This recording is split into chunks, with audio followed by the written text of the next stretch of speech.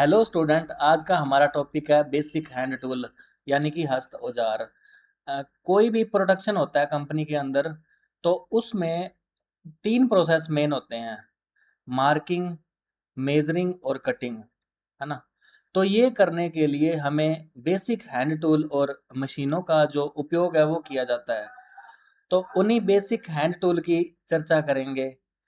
तो मैकेनिक द्वारा वर्कशॉप में विभिन्न प्रकार के हस्त औजार प्रयोग किए जाते हैं, जैसे कि मार्किंग औजार। जैसे कि जॉब है, कोई जॉब है, रेक्टेंगल जॉब है एक, उसको कटिंग करनी है। तो कटिंग करने से पहले उस पे मार्किंग करनी होती है। जैसे मान लो ये बीच में से काटना है इसको, तो इसकी पहले मार्किंग करनी होती है। तो वो सब जो औजार हैं जैसे स्क्राइबर वगैरह है, वो सारे के सारे मार्किंग में आ जाते हैं।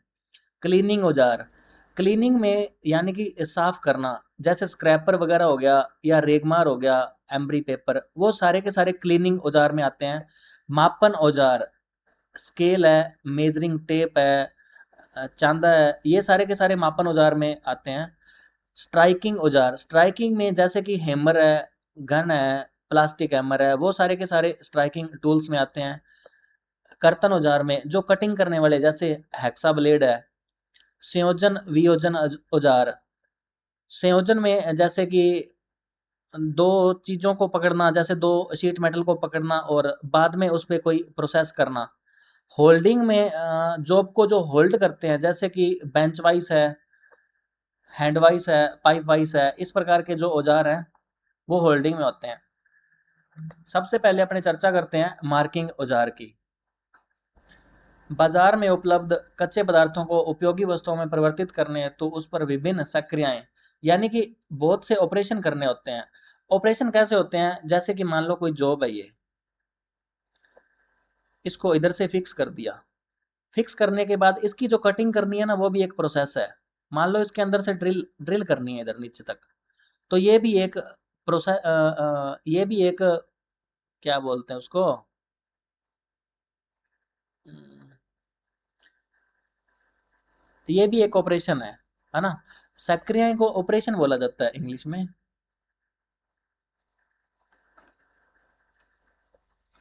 मोड़ना आदि की जाती है। इन सभी ऑपरेशन से पूर्व की जाने वाली सक्रियाएं पदार्थ की मार्किंग है। पदार्थ की मार्किंग से अभिप्राय अभिप्राय ये है कि हमें पदार्थ पर कौन कौन सी प्रक्रिया करनी होती है ना। तो इसके लिए जो मार्किंग करनी है, उससे पहले ये जो लगाया जाता है ऊपर, मार्किंग मीडिया बोलते हैं इसको। मार्किंग मीडिया में चौक, पर्शियन ब्लू, नीले तोते का गोल और लेआउट डाई का यूज किया जाता है। चौक वही है जो ब्लैक बोर्ड पे अपने यूज करते हैं। जॉब की सतह पर चौक द्वारा मार्किंग करने के लिए कई प्रकार के गोल बनाए जाते हैं। साधारण चौक का पानी का गोल, साधारण चौक का मिथाइल स्प्रिट का गोल। अब ये वाला जो मिथाइल स्प्रिट का गोल है, इसमें सल्फ्यूरिक एसिड और नाइट्रिक एसिड मिला दिया जाता है और ज़्यादा इसको स्ट्रॉन्ग करने के लिए।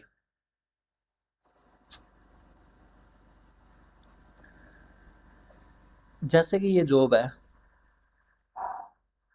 इस पे अपने को करनी है कटिंग। कटिंग करने से पहले करनी है मार्किंग। तो मेटल के ऊपर मार्किंग करना इतना इजी नहीं है ना। तो इसलिए इसके ऊपर अपने कुछ ना ये लगा देते हैं। इसके ऊपर चौक लगा दिया, मान लो ये, इसके ऊपर चौक लगा दिया।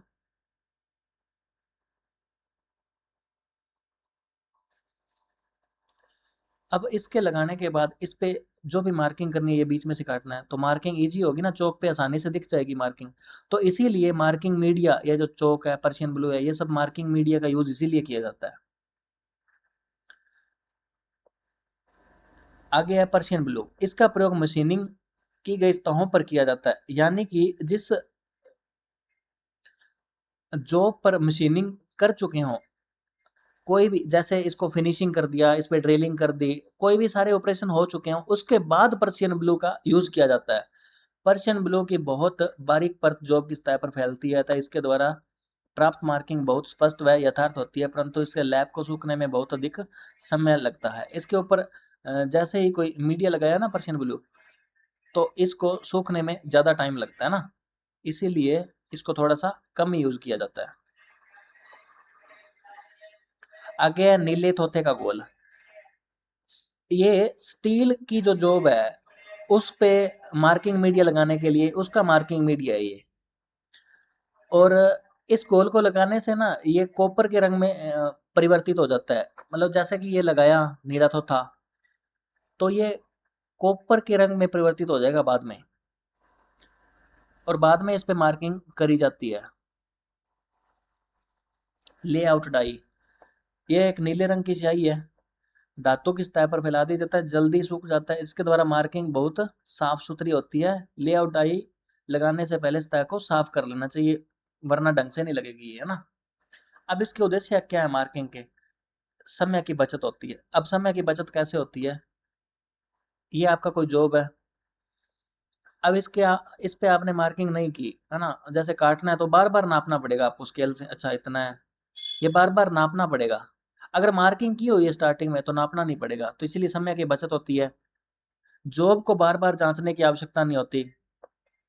मार्किंग से जॉब पर की जाने वाली प्रक्रिया का पता लगता है। मार्किंग से बनाई गई रेखाएं कारीगर के लिए गाइडलाइन का कार्य करती है ना, गाइडलाइन का कार्य करती है, ताकि जॉब में कोई प्रॉब्लम नहीं आएगी, आगे जो भी उसमें प्रोसेस होना है उसमें कोई दिक्कत नहीं आएगी। मार्किंग करते समय सावधानियां क्या क्या रखनी है? मार्किंग शुरू करने से पहले ड्राइंग को भलीभांति पढ़ लेना चाहिए। प्रारंभ में कोई संदर्भ बिंदु या संदर्भ रेखा नियत करने के बाद ही मार्किंग शुरू करनी चाहिए। यानी कि जॉब के, ये जैसे जॉब है इसमें कोई बेस लाइन, या तो ये मान लो बेस लाइन, या कोई ये मान लो, इसके ऊपर अगर मार्किंग करनी है तो कोई ना कोई बेस लाइन माननी जरूरी है। मार्किंग से प्रयुक्त स्क्राइबर नुकीला व कठोर होना चाहिए, जिससे पतली व स्पष्ट रेखा अंकित हो सके।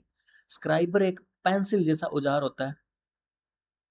आगे इसके कोण होता है 12 से 15 डिग्री।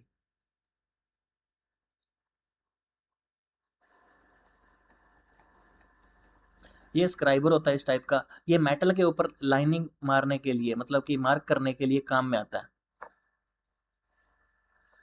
ड्राइंग के अनुसार, माप के अनुसार ही मार्किंग औजार का चुनाव करना चाहिए।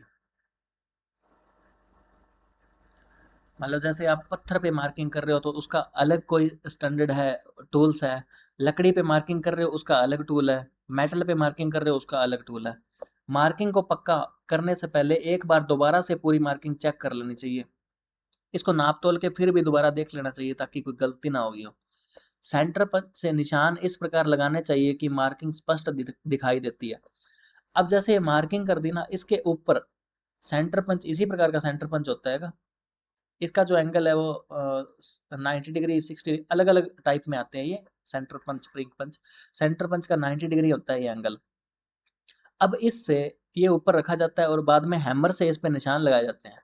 जैसे मान लो ये निशान लग गया, ये निशान लग गया, निशान लग गया। ये पक्की मार्किंग है। अब पक्की मार्किंग होने के बाद ये जो ऊपर मार्किंग मीडिया लगाया गया है, ये हट भी जाए तो भी कोई दिक्कत नहीं है, क्योंकि अपने पक्की मार्किंग कर दी गई है। बिंदु ठीक लाइन पर तथा बराबर दूरी पर लगने चाहिए। ये वाले जो डॉट हैं वो बराबर दूरी पर लगने चाहिए। बिंदु लगाते समय पंच को ठीक लंबवत रखना चाहिए ताकि, तथा बिंदुओं को गहराई समान होनी चाहिए। जैसे इसकी गहराई, इसकी गहराई, सारे बिंदुओं की जो गहराई है ना वो समान होनी चाहिए, ऐसे अजीब सा भी नहीं लगेगा। मैकेनिक द्वारा वर्कशॉप में पदार्थ की यथार्थ मार्किंग करने के लिए किए जाने वाले मार्किंग औजार निम्न प्रकार हैं। Marking of table, surface plate, V block, scriber, divider, surface gauge और पंच। अभी आगे अपने पढ़ेंगे मार्किंग ऑफ टेबल। यह मार्किंग करने के उद्देश्य से बनाई गई टेबल है, ये वाली जो टेबल है। मतलब इस पे जॉब को रख के उसकी मार्किंग करें। जिसकी ऊपरी प्लेट कास्ट आयरन की बनी होती है, ये इंपॉर्टेंट है। कास्ट आयरन की बनी होती है। इस कास्ट आयरन की प्लेट को एंगल आयरन के बने स्टैंड पर रखा जाता है। ये जो नीचे जो स्टैंड देख रहा है ये एंगल आयरन का बना होता है।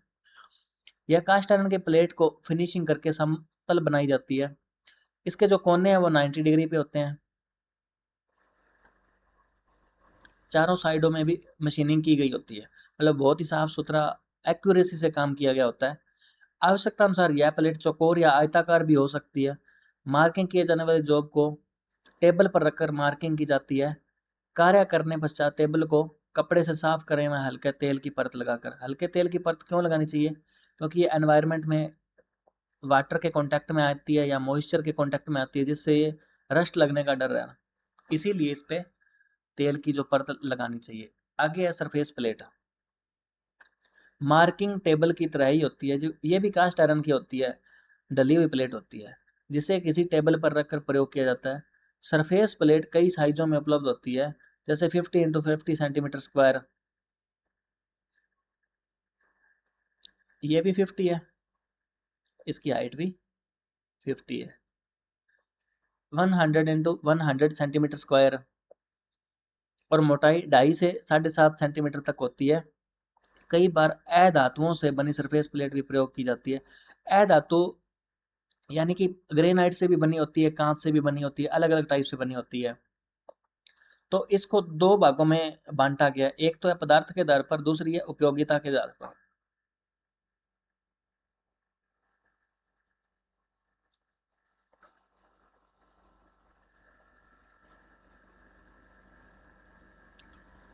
पदार्थ के आधार पर पहला है जो कास्ट आयरन की सरफेस प्लेट है, जो कास्ट आयरन की बनी होती है।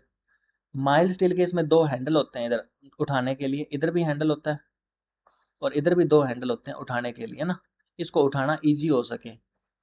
ए ग्रेड की जो यथार्थ है वो 5 माइक्रोन 0.05 mm, तथा बी ग्रेड की यथार्थ है मतलब एक्यूरेसी है 20 माइक्रोन 0.02 mm की होती है। अब इसका क्या मतलब है, ये स्केल है, इसमें छोटे छोटे दिए होते हैं 1 2 3 4, ये पांचवा बड़ा, 6 7 8 9, 1 सेंटीमीटर। जैसे 1 सेंटीमीटर में ये एक जो डब्बा है ये होता है 1 mm, इसमें होते हैं 1000 माइक्रोन, 1 mm में 1000 माइक्रोन होते हैं। तो इतनी एक्यूरेसी से बनाई जाती है ताकि इसमें 5 ही माइक्रोन का मिस्टेक हो सकती है, ज़्यादा मिस्टेक नहीं हो सकती इसको बनाने में। हाँ, तो बहुत एक्यूरेट बनती है ये।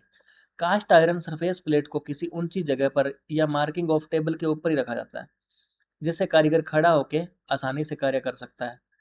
चारों साइडों बेस की फिनिशिंग करके ठीक लंबवत बनाया जाता है। आगे है ग्रेनाइट की जो सरफेस प्लेट है।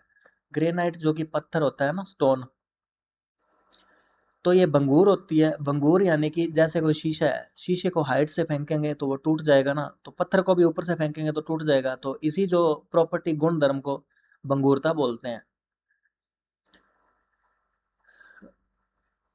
सरफेस प्लेट की ऊपरी सतह पर साइडों को ग्राइंड करके अच्छी फिनिशिंग दी जाती है, परंतु अपनी कठोरता के कारण यह भंगूर होती है। कोई वस्तु गिरने पर इसे टूटने का खतरा रहता है। किसी साइज में बनाया जाता है। इस पे जो मेटल की जो मार्किंग वगैरह है वो नहीं की जाती, किसी और जो प्लास्टिक वगैरह की चीज है या खिलौने वगैरह बनाए जाते हैं उनकी मार्किंग की जाती है। आगे है ग्लास सरफेस प्लेट। कांच की प्लेट की सरफेस फिनिशिंग 4 से 8 माइक्रोन तक होती है, इसकी जो फिनिशिंग है वो ज़्यादा अच्छी होती है। इसकी सरफेस प्लेट बनाना उपयुक्त होता है। ये 50 सेंटीमीटर से 90 सेंटीमीटर के वर्ग व आयत के आकार की कई साइजों में उपलब्ध रहती है। इन सरफेस प्लेटों पर मार्किंग को पक्का करने को पंचिंग का कार्य नहीं किया जाता, क्योंकि पंचिंग का करेंगे काम तो वो ग्लास जो टूट जाएगा। जैसे मान लो ये जॉब है, इसको इस पे जो मशीनिंग कर रहे हैं, आपने कोई सेंटर पंच से ठोक रहे हैं, निशान लगा रहे हैं, मार्किंग कर रहे हैं, तो ये ग्लास पे करेंगे ये चीज तो टूट जाएगी ना वो। आगे है उपयोगिता के आधार पर। निरीक्षण सरफेस प्लेट। वर्कशॉप में जिस सरफेस प्लेट को पार्ट्स के साइज का निरीक्षण, मतलब जो भी पार्ट आपने बनाया कंपनी में उसका साइज का जो निरीक्षण करना है कि कितना साइज बना है, कैसे बना है, उसी लिए ये प्रयोग में आती है। निरीक्षण सरफेस प्लेट भी कहते हैं। इस सरफेस प्लेट को कभी कभी प्रयोग किया जाता है जिससे इसकी यथार्थता अधिक समय तक बनी रहती है, मतलब इसकी एक्यूरेसी है ना वो लॉन्ग टाइम तक बनी रहती है। सतह से परिष्कृत 2.5 माइक्रोन तक होती है। Workshop surface plate. इस सरफेस प्लेट को वर्कशॉप में साधारणतः सभी प्रकार के कार्यों के लिए प्रयोग किया जाता है। सभी प्रकार के कार्यों के लिए। कार्य की उपयोगिता। विभिन्न प्रकार की सतह परिष्कृत की सरफेस प्लेट वर्कशॉप में प्रयोग की जाती है। इनकी सतह परिष्कृत 1 माइक्रोन से 25 माइक्रोन तक हो सकती है, ये वर्कशॉप में यूज की जाती है। आगे है जो मास्टर सरफेस प्लेट, इसका नाम मास्टर क्यों रखा है? क्योंकि इससे और बाकी सरफेस प्लेटें बनती है। यह प्लेट सरफेस प्लेट बनाने वाली फैक्ट्री में यूज होती है। मतलब इस सरफेस प्लेट से बहुत सारी सरफेस प्लेटें बनती है, इसीलिए इसको मास्टर सरफेस प्लेट बोला गया है।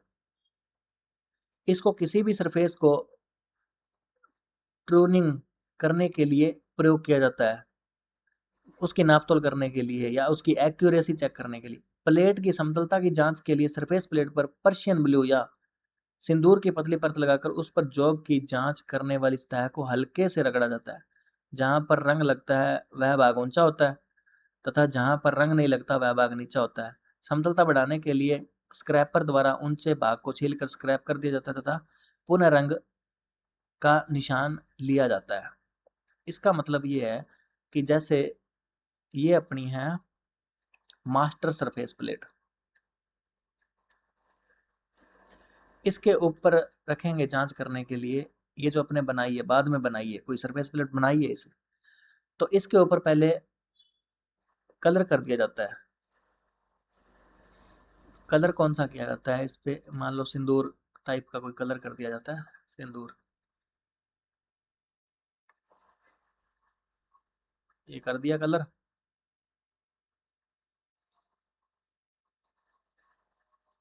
कलर करने के बाद क्या होता है, अब इस सरफेस प्लेट को इसके ऊपर रखेंगे। अब इसमें जो हाइट ऊंची जगह होगी उस पे तो ये कलर लग जाएगा, जो नीची जगह होगी उस पे थोड़ी ना लगेगा। मान लो इस पे ये टिकाते हैं, तो इसमें गड्ढे होंगे, गड्ढे में तो कलर फंसेगा नहीं, जो ऊंची जगह होगी उसी में कलर फंसेगा ना। तो इसीलिए इस जो सरफेस प्लेट है इसका उपयोग किया जाता है सरफेस प्लेट की जो यथार्थ है उसकी जांच करने के लिए। सरफेस प्लेट का प्रयोग करते समय सावधानियां क्या है? इसको हमेशा साफ व ढककर रखना चाहिए।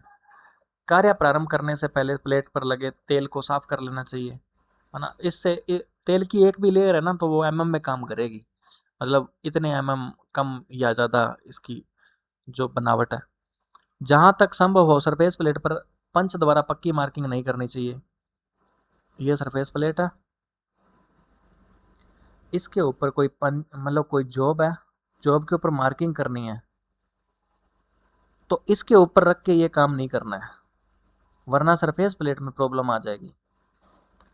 जहाँ तक संभव हो सरफेस प्लेट पर पंच द्वारा पक्की मार्किंग नहीं करनी चाहिए। गर्म जॉब को सरफेस प्लेट पर नहीं रखना चाहिए। कोई हॉट है, गर्म जॉब है, उसको सरफेस प्लेट पर रखेंगे तो सरफेस प्लेट खुद गर्म हो जाएगी, जिससे क्या है उसके जो इंटरनल कण है, जो इंटरनल स्ट्रेंथ है उसमें दिक्कत आ जाएगा, उसमें वेरिएशन आ जाएगा, तो विरूपण हो जाएगा। इसका विरूपण मतलब इसका रूप चेंज हो जाएगा अंदर ही अंदर। आगे जो यूज करते हैं अपने V block, V block V shape का होता है, यहाँ पे वी शेप होती है, इसका जो यूज किया जाता है मतलब ये यहाँ पे कोई गोल चीज रखनी है, गोल चीज रख दी, समझ गया किस लिए यूज होता है। बेलनाकार या गोलाकार गोल आकृति की वस्तुओं को सरफेस प्लेट पर रखकर मार्किंग करना कठिन होता है, इसलिए इन्हें सहारा देने के लिए वी ब्लॉक की आवश्यकता होती है। बेलनाकार जॉब को वी ग्रूव में रखकर मार्किंग की जाती है। मशीनिंग करने के लिए जॉब को वी ग्रूव में क्लैंप किया जाता है। साधारणतः वी ब्लॉक कास्ट आयरन के बनाए जाते हैं, ये इंपॉर्टेंट है। वी ब्लॉक किसके बनाए जाते हैं? कास्ट आयरन के। परंतु कभी कभी उन्हें माइल्ड स्टील के बनाकर केस हार्ड किया जाता है। अब केस हार्ड का मतलब क्या है? इसके जो ग्रूव है ना, इनको और ज़्यादा गर्म किया जाता है, रेड हॉट किया जाता है, उसी चीज़ को बोलते हैं केस हार्ड। वी ग्रूव का कोण है जो 90 डिग्री होता है। अब ये मान लो एक वी ग्रूव है ना, ये दूसरा है, ये 90 डिग्री लग रहा है। हाँ, जो बड़ा कोण होएगा वो बड़ी जॉब को पकड़ने के लिए होएगा। ये वाले जो वी ग्रूव है उसी का कोण की बात हो रही है ये। इसका साइज लंबाई चौड़ाई ऊंचाई से लिया जाता है, हमेशा जोड़ों में बनाए जाते हैं ये। वी ब्लॉक के प्रकार है single level single groove V block. इसका डायग्राम मैं दिखाता हूँ। ये तो हो गया इसका ग्रूव, ये सिंगल एक ही है, इधर है इधर है। और सिंगल लेवल मतलब यहाँ जॉब एक ही जॉब पकड़ी जा सकती है इससे। आगे है single level double group. Single level ये हो गया, और एक ग्रुप ये हो गया, और दूसरा ग्रुप ये हो गया, है ना। पहला ग्रुप ये, दूसरा ग्रुप ये। आगे है double level single group V block. Double level, एक लेवल ये ऊपर एक लेवल नीचे, और सिंगल ग्रुव है। इधर भी ग्रुव है इधर भी ग्रुव है। अब ग्रुव का जो काम है वो मैं आगे बताऊंगा क्या काम होता है।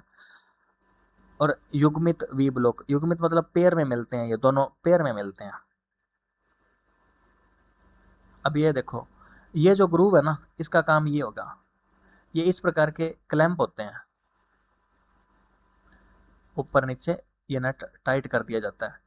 या नीचे जो पकड़ी हो ना ये चीज, ये इधर आ गई, ये यही चीज है। तो ग्रूव में ये फंस जाते हैं, ये लॉक से ग्रूव में फंस जाते हैं। इस प्रकार कोई शाफ्ट को पकड़ा जाता है, ठीक है। अब जो सिंगल लेवल डबल ग्रूव भी, उसमें नॉर्मली ये 90 डिग्री का ही कौन होता है। और जो डबल होते हैं उसमें एक एंगल है जो 90 डिग्री का होता है, कोई भी मान लो, और दूसरा एंगल है जो नीचे वाला मान लो वो 120 डिग्री का होता है। 120 डिग्री का जो एंगल है वो बड़ी जॉब को पकड़ने के लिए होता है, और 90 डिग्री का जो एंगल है वो छोटी जॉब को पकड़ने के लिए होता है।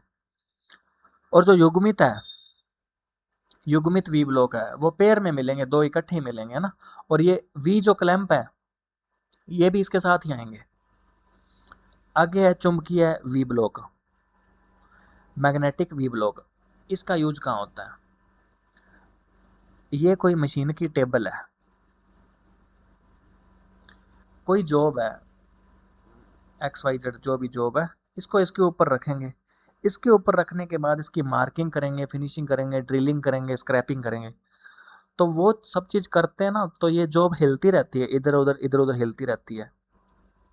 तो इसमें क्या चेंज किया गया, इसमें एक मैग्नेटिक का वो जो लगा दिया गया, बीच में मैग्नेटिक चक लगा दिया गया, मान लो इधर इसका बेस प्लेट है ना, इसमें मैग्नेट लगा दिया गया, और इधर एक लीवर लगा दिया। इस लीवर को जैसे ही ऑपरेट करेंगे ये मैग्नेट एक्टिवेट हो जाएगा। ये जो इसके नीचे मैग्नेट होता है वो एक्टिवेट हो जाता है। इस लीवर को घुमा देंगे ना जैसे भी, तो ये मैग्नेट नीचे वाला एक्टिव हो जाएगा। जब इसको इस पे रखेंगे, मैग्नेट एक्टिव हो गया, मैग्नेट एक्टिव हो गया, तब ये इसके ऊपर जो भी मतलब वस्तु बंधी होएगी, उस वस्तु को कुछ भी फिनिशिंग करनी है उस पे, तो वो हिलेगी नहीं, इधर उधर नहीं हिलेगी, लीवर द्वारा ऑपरेट होता है, ठीक है। वी ब्लॉक को प्रयोग करते समय सावधानियां। कार्य के उपरांत तेल से साफ करने करके रखना चाहिए, उचित स्थान पर रखना चाहिए, इसे गिरने से बचाना चाहिए, इसे खरोंच से बचाना चाहिए। आगे स्क्राइबर, कोई मेटल की जॉब है, उस पे अगर अपने को लाइनिंग खींचनी है, मार्किंग करनी है, तो पेंसिल के आकार का ही होता है, ये स्क्राइबर होता है। ये हार्ड कार्बन स्टील के बनाए जाते हैं, ये इंपॉर्टेंट है, नोट कर लेना। इसे उष्मा उपचार, वही हीट ट्रीटमेंट मेथड से ना, जो आगे वाला जो इसका डॉट होता है स्क्राइबर इस टाइप का है, इस पे नर्लिंग की होती है ताकि अपनी ग्रिप अच्छी बनाने के लिए। आगे का जो एंगल है वो 12, ये जो एंगल है ये 12 डिग्री से 15 डिग्री होता है। यहीं पर ही वो करी होती है उष्मा उपचार, हीट ट्रीटमेंट, ताकि ये जो पॉइंट है और ज़्यादा हार्ड हो सके। इसे सिरे को नुकीला ग्राइंड करके बनाया जाता है ना। ये देखो इसका एंगल है जो 15 डिग्री से 20 डिग्री होता है, ये स्क्राइबर है। ये देखो ऐसे कोई जॉब पर स्केल रख के या कोई और चीज़ रख के लाइनिंग खींचने के लिए, ये कई टाइप के होते हैं। मुड़ा हुआ स्क्राइबर होता है, एडजस्टेबल स्क्राइबर होता है, सीधा स्क्राइबर होता है, और ऑफसेट स्क्राइबर होता है। मुड़ा हुआ स्क्राइबर में ये जो सिरा है वो 90 डिग्री पे मुड़ा होता है, और ये सीधा होता है। अब जैसे कोई पाइप है, ये जो पाइप है, पाइप के जो अंदर अंदर की साइड जो मार्किंग करनी है तो वो उस मुड़े हुए सिरे से करेंगे, है ना। ये जो मुड़ा हुआ सिरा है ना, इसी से अंदर की जो मार्किंग करेंगे। ये सीधे साइड से पाइप के अंदर की मार्किंग नहीं हो सकती, बाहर की तो हो सकती है। आगे है एडजस्टेबल स्क्राइबर। एडजस्टेबल मतलब कि एडजस्ट होता है, यानी कि इसकी लेंथ है ना वो कम भी हो सकती है और ज़्यादा भी हो सकती है। इसकी लेंथ है वो एडजस्ट हो जाती है, ये सिलेंडर सा होता है, इसी के अंदर ये वापस डल जाता है। खोखली स्लीव होती है जिसके बाहर के भाग में नर्लिंग की होती है। ये जो देख रहे हो ना ये प्रोसेस, ये नर्लिंग है, इसे नर्लिंग बोलते हैं। स्क्राइबर का तार स्लीव के अंदर किसी भी गहराई तक जा सकता है, एक नट की सहायता से उसे कहीं भी टाइट किया जा सकता है। आगे है सीधा स्क्राइबर। एक सिरा नुकीला व सीधा होता है, इसके बीच के भाग में नर्लिंग की जाती है, दूसरा सिरा मुड़ा हुआ नहीं होता। उपयोग साधारण प्रकार की मार्किंग करने के लिए किया जाता है। सिंपल टाइप का ये जो स्क्राइबर है। आगे है ऑफसेट स्क्राइबर। ऑफसेट जैसे कि वर्नियर का हाइट गेज होता है ना, वहां पे यूज करते हैं। इससे क्या होता है, इससे मार्किंग भी हो जाती है और माप भी हो जाता है, मापने व मार्किंग करने। ये लाइन जो नोट कर लेना, ये मापता भी है और मार्किंग भी करता है। ये स्क्राइबर है, इससे मार्किंग होती है, मार्क हो जाती है लाइनें, और माप भी आ जाता है। हाइट गेज के ऊपर लगाते हैं ना तो माप आ जाता है उससे।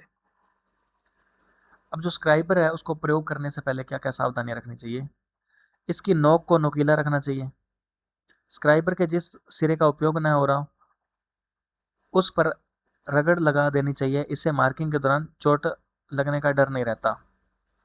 स्क्राइबर को 30 डिग्री से 35 डिग्री रखकर मार्किंग करनी चाहिए। मतलब कि ये कोई शीट मेटल है, उस पर मार्किंग कर रहे हैं तो पेन को कोई ना कोई एंगल पे रखते हैं ना अपने, ऐसे पेन चलाते हैं, सीधा तो नहीं चलाते ना। तो ये जो एंगल होता है ना वो 30 डिग्री से 35 डिग्री रखना है। हार्ड स्टैपर स्क्राइबर का प्रयोग नहीं करना चाहिए क्योंकि उसका पॉइंट घिस जाएगा, इस स्क्राइबर की नोक जल्दी मुड़ जाती है। आगे है डिवाइडर। डिवाइडर मतलब कि डिवाइड करना। जैसे कोई लाइन है, जो ज्योमेट्री बॉक्स होता था उसमें जो दूसरा प्रकार होता था ना दो नोक वाला, इस टाइप का जो प्रकार होता था, इसके आगे सुई सी लगी होती थी, वो डिवाइडर ही था। हाई कार्बन स्टील कंपास के समान दो टांगों वाला मार्किंग उपकरण है। इसकी दोनों टांगें समान लंबाई की नुकीली होती है। हाई कार्बन स्टील की कंपास को हार्ड व टेम्पर किया जाता है, जबकि माइल्ड स्टील के कंपास को केस हार्ड किया जाता है। इसका साइज दोनों टांगों के जोड़ से नुकीले पॉइंट तक की लंबाई द्वारा लिया जाता है। यहाँ से लेके इनके बीच का जो जहाँ तक ये पॉसिबल हो सकती है, यहाँ तक इसकी लंबाई का नाप लिया जाता है। ये 50, 75, 100, 150, 200 mm में उपलब्ध रहते हैं। अलग अलग कार्यों के लिए अलग अलग बनाए जा सकते हैं। अब जैसे फर्म ज्वाइंट है और एक है spring type divider. Firm joint कौन सा होता है वो मैं बताता हूँ। ये देखो अपना जो ज्योमेट्री बॉक्स में प्रकार आता था ना वो इसी टाइप का आता था, इस टाइप का मान लो, इस टाइप का भी मान सकते हो। तो उसमें क्या है, इन दोनों टांगों को जो खोल दिया ना, जितना भी खोल दिया तो वो वहीं रहती थी, वापस ओरिजिनल पोजीशन में नहीं आती थी। अब स्प्रिंग टाइप में क्या है, ऊपर एक पत्ती लगी होती है, ये स्प्रिंग टाइप की पत्ती लगी होती है, और इधर स्क्रू है ना, जो थंब नट है उस वो लगा होता है और स्क्रू लगा होता है। अब इसको जैसे ही दबाएंगे ना, दबाएंगे तो वापस बाहर की ओर आ जाएगा अपने आप। ये स्क्रू के हिसाब से इसको टाइट करना पड़ता है। ये बाहर की ओर फोर्स लगा के रखता है, ये पत्ती के सारे, पत्ती स्प्रिंग का काम कर रही है। ये तो है फर्म जॉइंट सिंपल वाला, और ये है स्प्रिंग टाइप वाला। ठीक है, तो इन दोनों में फ़र्क समझ में आ गया होगा। आगे है सरफेस गेज। सरफेस गेज का डायग्राम ये होता है। जो लैथ मशीन होती है, लैथ मशीन में जैसे कि ये रोड है, जो ये कोई बार है, ये लैथ मशीन के चक में पकड़ी हुई है। थ्री जा चक है, जैसे मान लो मशीन पकड़ी हुई, अब ये घूमती है। अब ये शाफ्ट तो घूमेगी। अब ये घूमती है, ये इसका सेंटर सही बंधा हुआ है कि नहीं बंधा हुआ, इसका पता लगाने के लिए इसको यहाँ रख देते हैं। और जो पॉइंट है ये यहाँ होता है, इसका पॉइंट, ये जो पॉइंट है वो यहाँ होता है। अब ये घूमेगी तब ये इसके बीच की जो दूरी है, मतलब ये टच बिल्कुल हवा वर गैप होना चाहिए, उतने में घूमना चाहिए। जैसे ही रोड इधर उधर होगी तो इससे पता चल जाएगा ना, स्क्राइबर टच हो जाएगा। तो जो सरफेस गेज है उसका यूज आपको पता लग गया होगा। मार्किंग ब्लॉक का प्रयोग करते किसी जॉब की एक साइड की समान विभिन्न ऊंचाइयों पर समांतर लाइनें खींचने के लिए किया जाता है। इसे मार्किंग ब्लॉक या स्क्राइबर ब्लॉक के नाम से जाना जाता है। इसे कास्ट आयरन का एक ब्लॉक होता है जिसमें एक रोड स्टैंड पर कार्य करने के लिए लगी होती है। इस पर एक स्क्राइबर होल्डर ऊपर नीचे आवश्यकता अनुसार संयोजित कर एक नट के द्वारा किसी भी ऊंचाई पर सेट किया जा सकता है। मार्किंग ब्लॉक का स्क्राइबर एक सिरे के सीधा व दूसरे सिरे के 90 डिग्री पर मुड़ा होता है। इसका प्रयोग सरफेस प्लेट पर खिसकाकर किया जाता है। मार्किंग ब्लॉक निम्न दो प्रकार की होती है, फिक्स्ड मार्किंग ब्लॉक और यूनिवर्सल मार्किंग ब्लॉक। वो जो ऊपर डायग्राम देखा था वो फिक्स है और नीचे वाला जो यूनिवर्सल है। इसने बोला मार्किंग ब्लॉक का प्रयोग है ना, जो टेबल पर होता है, टेबल की बजाय ये लेथ मशीन पर भी यूज कर सकते हैं इसका अपने। फिक्स्ड सरफेस ग्लेज में क्या होता है, ये जो बेस है ये हैवी होता है, ये फिक्स रहती है एक ही जगह, इसको इधर उधर नहीं ले जा सकता। ये स्नग होता है, ये नट होता है, स्क्राइबर होता है। स्क्राइबर मतलब कि जहाँ स्क्राइबर लग गया उससे लाइन खींची जाती है। स्पिंडल हो गया इसका, ये पिलर हो गया, जो खड़ा पिलर हो गया। और यूनिवर्सल क्या होता है, यूनिवर्सल में जो ये है ना वी ग्रूव लगा हुआ, इसको कहीं भी ले जाया जा सकता है, कहीं भी यूज किया जा सकता है। इसका स्क्राइबर मुड़ा हुआ भी इसमें यूज कर सकते हैं, ये लेथ मशीन पे भी यूज कर सकते हैं। और जैसे सरफेस प्लेट पे रख के कोई जॉब की हाइट फाइंड आउट करनी है या उस पर समांतर लाइनें खींचनी है तो उस पर भी यूज कर सकते हैं। ये दोनों जगह यूज कर सकते हैं। फिक्स्ड सरफेस ग्लेज के गेज में आधार में स्थायी रूप से एक लंबवत पिलर लगा होता है जिस पर स्क्राइबर को लगाकर एक ब्लॉक के ऊपर नीचे घिसकाया जाता है। स्क्राइबर को स्नग एवं क्लैंप नट की सहायता से लगाया जाता है। इसमें स्क्राइबर को किसी निश्चित ऊंचाई पर यथार्थ सेट करने में कठिनाई आती है। इसे मार्किंग करने के अलावा लेथ मशीन, ये देखो जो मैंने बताया था ना स्टार्टिंग में, पर जॉब को फोर्जा चक में सेंटर में करने के लिए यूज किया जाता है। आगे है यूनिवर्सल। फिक्स्ड सरफेस गेज की तुलना में यूनिवर्सल सरफेस गेज अधिक फाइन मार्किंग कर सकता है, मतलब और ज़्यादा अच्छी मार्किंग कर सकता है। इसकी मुख्य विशेषता बेलनाकार सतहों के लिए उपयोगी है।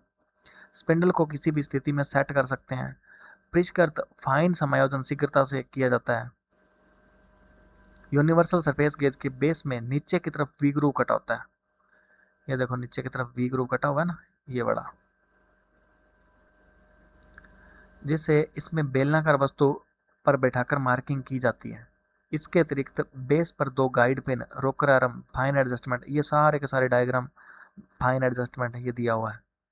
ठीक है। लॉक नट की सहायता से स्पिंडल को बेस में फिट किया जाता है। इस स्पिंडल में मार्किंग करने के उद्देश्य से स्क्राइबर संयोजित होता है जिसकी स्थिति को स्नग एवं क्लैंपिंग नट की सहायता से परिवर्तित किया जा सकता है। मार्किंग प्रक्रिया पूर्ण करने के पश्चात बेस में लगी गाइड पिनों को दबाकर इसे वस्तु से बाहर निकाला जाता है। चित्र में एक यूनिवर्सल सरफेस गेज दर्शाया गया है। सो गाइस आज यहीं तक करेंगे अपने, तो नेक्स्ट वीडियो में बने रहिए। नेक्स्ट देखने के लिए पंच स्टार्ट करेंगे अगली वीडियो में। पंच एंड इट्स टाइप, ये जो तीसरा चैप्टर है ये बहुत बड़ा चैप्टर है, इसमें से बहुत से सवाल पुट होते हैं। So thank you guys.